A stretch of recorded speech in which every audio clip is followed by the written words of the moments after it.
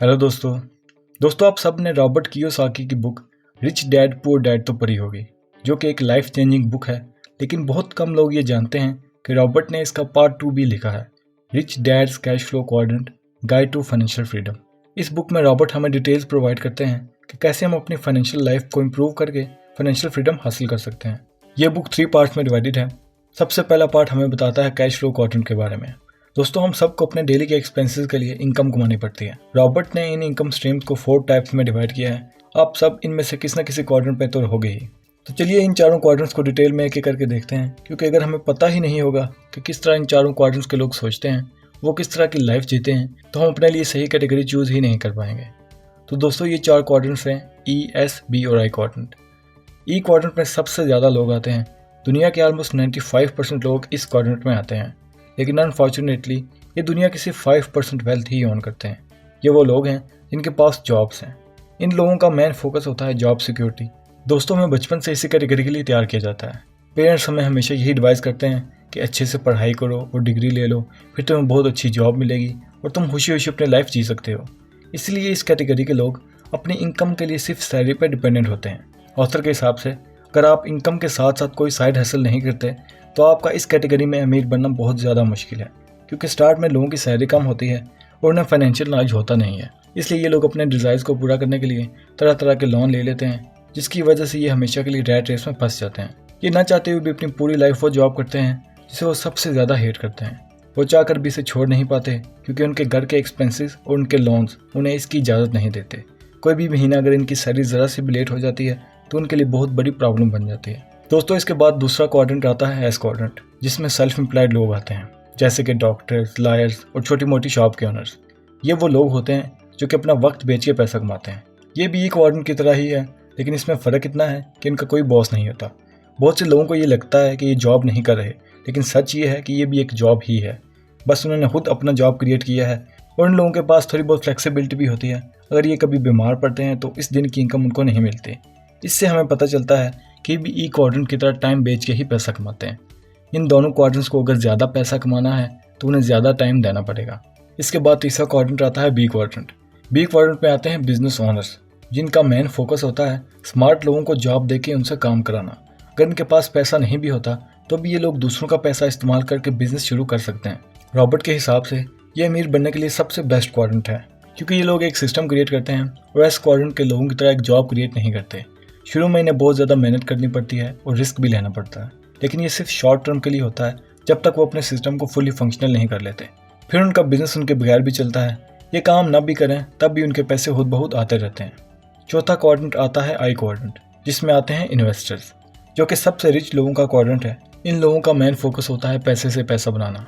जिस तरह एस और ई क्वाड्रेंट वाले लोग अपना टाइम दे के पैसा कमाते हैं, ये लोग अपने पैसे से पैसा कमाते हैं, जिसे हम पैसिव इनकम भी कहते हैं। जहाँ पैसों से मिडिल क्लास लोग फजूल चीज़ें बाय कर लेते हैं जिनकी उनको ज़रूरत भी नहीं होती, वहीं ये लोग अपने पैसों से अपना वक्त खरीदते हैं और सबसे इम्पॉर्टेंट दूसरों का वक्त खरीदते हैं। इस वजह से उन्हें अपने एक्सपेंसेस के लिए काम नहीं करना पड़ता। ये लोग आज़ाद रहते हैं, जिसे हम बोलते हैं रियल फाइनेंशियल इंडिपेंडेंस। दोस्तों, सिंपल वर्ड्स में ई और एस क्वाड्रेंट के लोग एक्टिवली काम करते हैं। उनकी इनकम उनको तभी मिलती है जब तक ये एक्टिवली काम कर रहे हैं, जिसको हम कहते हैं एक्टिव इनकम। अगर इस कैटेगरी के लोग बी और आई क्वाड्रेंट में आने की कोशिश नहीं करेंगे तो चांसेस हैं कि ये लाइफ टाइम के लिए काम ही करते रह जाएंगे। जैसे कि दुनिया के सबसे अमीर इन्वेस्टर वॉरेन बफे कहते हैं, if you don't find a way to make money while you sleep, you will have to work until you die. क्योंकि हमारे पास एक लिमिटेड टाइम होता है, इसलिए अगर आप एस या ई क्वाड्रेंट में आते हो तो आप लिमिटेड पैसा ही कमा सकते हो। तो चलिए दोस्तों, आगे बढ़कर हम देखते हैं कि कैसे आप भी फाइनेंशियली फ्री बन सकते हो।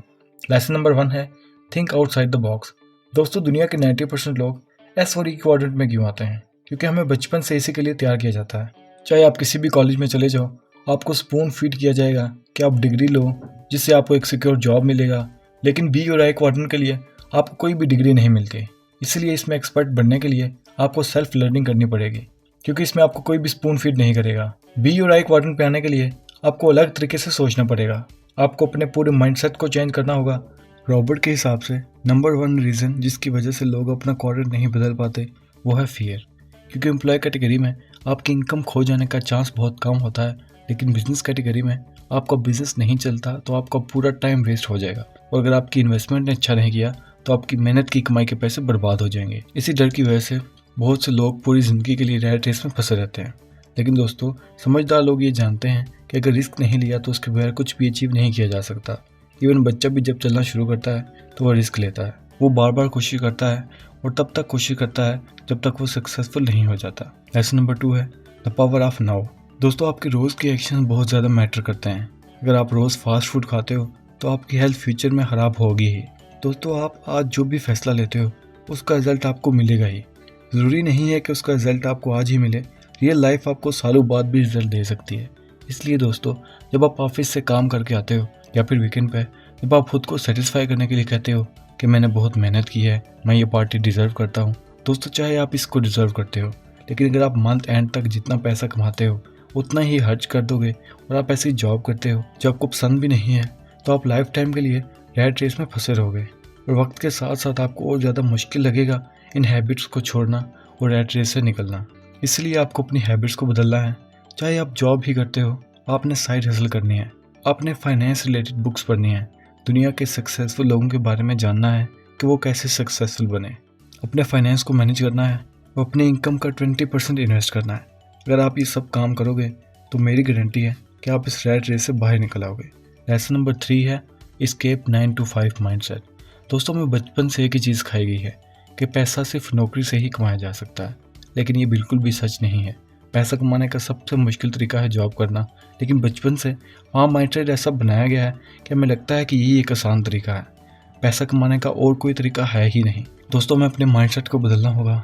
दुनिया के अमीर तरीन लोगों की लिस्ट में आपको कोई भी ऐसा नहीं मिलेगा जो कि जॉब करके अमीर बना हो। अगर आप अपना बिजनेस स्टार्ट नहीं कर सकते तो आप इन्वेस्टमेंट सीख के इन्वेस्टिंग करना शुरू कर सकते हो। अगर आप इन्वेस्टिंग सीखना चाहते हो तो आप मेरे चैनल को सब्सक्राइब कर सकते हो, जिसमें मैं इन्वेस्टिंग और वेल्थ बिल्डिंग के रिलेटेड वीडियोस बनाता रहता हूँ, जिससे आप अल्टीमेट फाइनेंशियल फ्रीडम हासिल करके अपनी लाइफ को एंजॉय कर सकते हो। अगर आपको ये वीडियो अच्छी लगी है तो लाइक करो। मिलते हैं आपसे अगली वीडियो में, तब तक के लिए गुड बाय।